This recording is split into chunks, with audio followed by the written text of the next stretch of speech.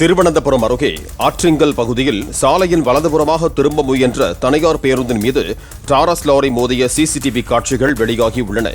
பேருந்து ஓட்டுநரின் கவனக்குறைவால் ஏற்பட்ட இந்த விபத்தில் 10க்கும் மேற்பட்டோர் காயமடைந்தனர்.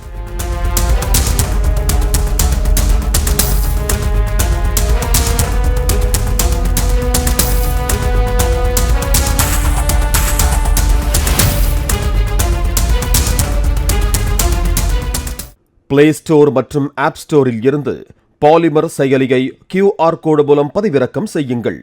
செய்திகளை உடனுக்குடன் பெறுங்கள்.